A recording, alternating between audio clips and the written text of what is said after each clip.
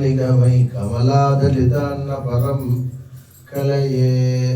பகவானுடைய அருளை பெறணும் அப்படின்னா நிறைய முயற்சி பண்ணணுங்கிற எந்த ஒரு காரியமுமே முயற்சி பண்ணி அடையும் பொழுது தான் அதனுடைய அருமை தெரியறது. அதே மாதிரி அதை நம்ம கையிலேருந்து நழுவாமல் பார்த்துக்கணும். கஷ்டப்பட்டு ராப்பகலாக படித்தவன்னா அந்த பரீட்சையில் எப்படியாவது பாஸ் பண்ணணும், எப்படி அதை மிஸ் பண்ணக்கூடாதுன்னு நினைக்கிறான். அது மாதிரி ஆண்டாள் ஒரு 19 நாளாக சொன்ன அந்த பாசுரத்தை நாம் திரும்பவும் அதே மாதிரியே ஆண்டாள் மாதிரியே நாமளும் அவள் பெற்ற அந்த கிருபையை பெறணும் அப்படின்ட்டு தான் திருப்பாவை சொல்கிறது அப்படின்னு ஒரு வழக்கம். திருப்பாவையோட கூட என்ன அப்படின்னா, அந்த திருப்பாவையில் இருக்க விசேஷத்தை தெரிஞ்சுக்கிறோம் அப்படின்னா அதில் நிறையா தர்மமும் பக்தியும் சுவாமியும் ஒளிஞ்சுட்டுருக்கு. அதை புரிஞ்சுக்கிறவனுக்கு தான் அந்த திருப்பாவை பலன் கொடுக்கும். எப்போவுமே சாப்பிட்ற சாப்பாட்டையே என்ன சாப்பிட்றோன்னு தெரிஞ்சு சாப்பிடும்பொழுது தான் ருசி புரியுறது நமக்கு. இருட்டில் சாப்பிட முடியுமோ? இருட்டில் சாப்பிடக்கூடாதுன்னே சாஸ்திரம் சொல்கிறது. அப்படி இருட்டில் சாப்பிடும்போது என்ன சாப்பிட்றதுன்னு எப்படி தெரியும் நமக்கு? அதே மாதிரி சாப்பிட்ற சாப்பாடை தெரிஞ்சுட்டா தானே நம்ம மனசுக்கு திருப்திங்கிற. அதனால தான் சாப்பிடும் போது வேறு செயல் செய்யாது அப்படிங்கிறது. இன்னும் சொல்ல போனால் சாஸ்திரம் சாப்பிடும்போது பேசவே கூடாதுங்கிறது. மௌனேன புஞ்சியதா, சாப்பிடும் போது பேசாமல் சாப்பிடணும், யாருக்கிட்டையும் பேசக்கூடாது. அந்த சாப்பாடை கவனித்து சாப்பிடணும். இப்படி சாப்பிடும் போது தான் உடம்புல ஒட்டுறது அப்படின்னு அது எனர்ஜியாக மாறுறதுன்னு சொல்கிறான். அது மாதிரி இன்றைக்கி ஒவ்வொரு நாளும் நடக்கிற அந்த பாசுரத்தை நாம் தெரிஞ்சிருந்தாலே வாழ்க்கைக்கு ரொம்ப உபயோகமாக இருக்கும்.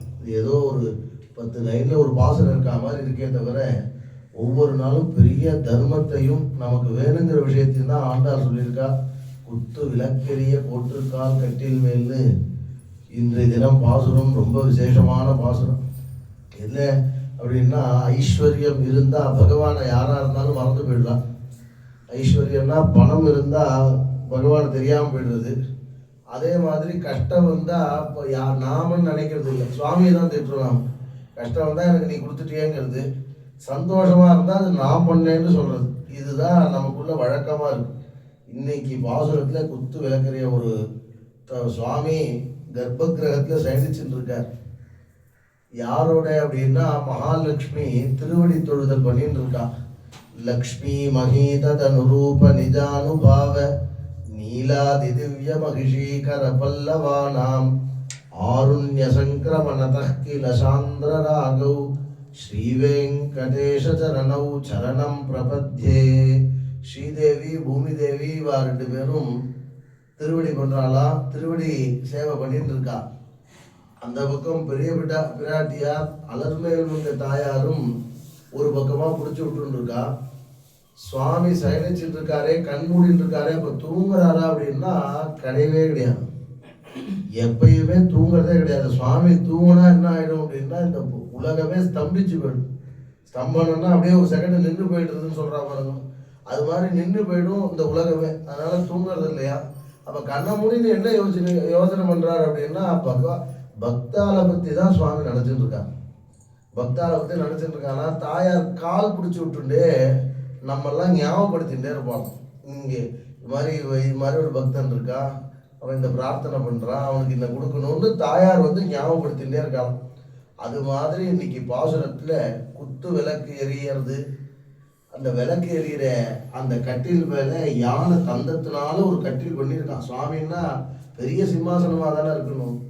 அது மாதிரி ஒரு சிம்மாசனம் போட்டிருக்கு. அந்த சிம்மாசனத்தில் சுவாமி தாயாருடைய வக்ஷஸ்தலத்து மேலே படுத்துட்டு இருக்கார். வக்ஷஸ்தலத்தை இது பண்ணி படுத்துட்டு இருக்கார். ஏன் தாயாருடைய வக்ஷஸ்தலத்தில் பண்ணுறார் அப்படின்னா, தாயாருக்கு தான் வாத்சல்ய குணம் ஜாஸ்தி. ஓம் வாத்சல்ய குண கம்பிதாயை நமஹா. தாயாருடைய சகஸ்ரநாமத்தில் வாத்சல்யம் அப்படியே வாரி. அதனால தான் முதல்ல போனால் தாயாரை சேவிக்கிறது. தாயாரை சேவிச்சுட்டு பெருமாளை சேவிக்கிறது. ஏன்னா நேராக பெருமாளை பார்க்கக்கூடாதுங்கிற அந்த கண் ஆப்ரேஷன் ஆச்சுன்னு வச்சுங்க, முதல்ல பெரிய லைட்டு நிறைய வாட்ஸ் இருக்க லைட்டை பார்க்க சொல்கிறது இல்லை. முதல்ல இப்போ கண் திறந்தோடனே ஸ்லோவாக திறங்குங்கிறாரு, அப்புறம் மெதுவாக பாருங்கிறாரு. கண்ணுக்கு ஹிதமாக, கண்ணுக்கு எது நல்லதோ அது மாதிரி பாருங்கிறாருன்னு. அது மாதிரி நாம் தப்பு பண்ணாமல் இருக்கிறதே கிடையாது. ஒருத்தர் வந்து தினமும் காலையில் வாசல் தெளித்து கோலம் போடணும் அப்படின்னு சொன்னோன்னா அது கோலம் போடுறதுக்கு பதிலாக ஸ்டிக்கரை ஒட்டிட்டு அது போடாமல் இருக்கிறதுக்கு என்ன வழியோ அதை பார்த்துட்டு இருக்கணும். அப்படி இருக்கிற ஒரு உலகமாக இருக்குது. அது மாதிரி இந்த பாசுரத்தினுடைய விசேஷம் பெருமாள் வக்ஷஸ்தலத்தில் இருந்துட்டு பெருமாள் தூங்குற மாதிரியும் பெருமாள் தன்னை மறந்துட்டா மாதிரியும் தாயார்கிட்ட போய் பிரார்த்தனை பண்ணுறான். நீ எங்கள் அத்தனை பேருக்கும் சொல்லி நீ தானே எங்களுக்கு சிபாரிசு பண்ணணும். சிபாரிசு பண்ணுறது மாத்திரம் இல்லாமல் பகவானுடைய மனசாகவே இருக்காளாம் தாயார். அதனால தான் ஸ்ரீவத்சம்னு பெருமாளுடைய வலது மார்பில் முக்கோண வடிவில் ஸ்ரீவத்சம்னு தாயார் எப்போவுமே இருக்காங்க. ஏன் அப்படின்னா இவன் நிறைய தர்மம் பண்ணணும், நிறைய நல்ல காரியம் பண்ணணும்னு தாயார் ஞாபகப்படுத்தணும்னு எப்போ பார்த்தாலும் அங்கேயே இருக்கணும்னு பெருமாளுக்கு எண்ணம். அதே போல் பக்தன் வரும்பொழுது இவன் கொஞ்ச நாள் போட்டோம் இவனுக்கு அப்புறமா இவன் கேட்கறது கொடுப்போன்னு நினைப்பாரான். இப்போவே ரொம்ப லேட் ஆகிடுது அவனுக்கு கிருபை பண்ணணும்னு தாயார் சொல்லுவாங்க. இந்த பாசுரம் அது மாதிரி அமைஞ்சிருக்கு. ரொம்ப விசேஷமான பாசுரம். தாயாருடைய கிருபை அத்தனை பேருக்கும் வேணும்னு தாயாரே பிரார்த்தனை பண்ணுறான். ரொம்ப வேடிக்கையாக இருக்கும். நான் இது மாதிரிலாம் இருந்தால் நான் கிருபை பண்ணுவேன்னு ஒருத்தர் காமிச்சு கொடுப்பாங்க.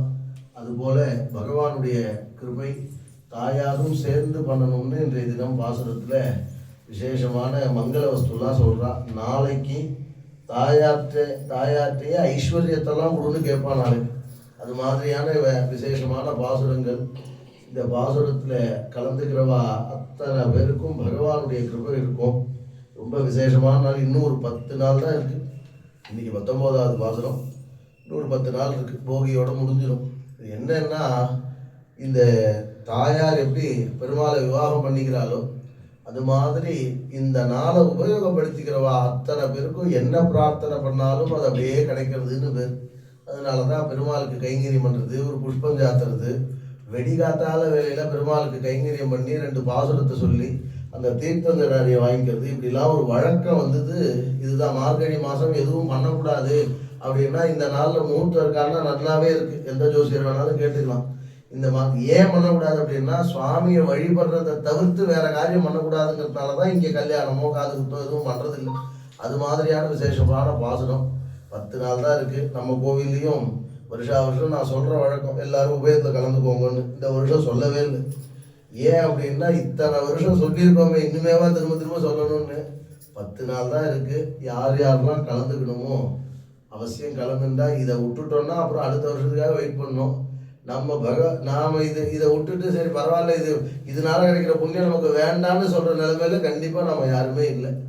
அதனால் பகவானுக்கு முடிஞ்சதை அவசியம் பண்ணணும்னு பகவானுடைய சன்னதியில் சொல்லி இன்னொரு 10 நாளாக உபயோகப்படுத்துமாறு கேட்டுட்டு சுவாமியுடைய கிருபையும் தாயாருடைய கிருபையும் எல்லாருக்கும் இருக்கணும்னு பிரார்த்தனை.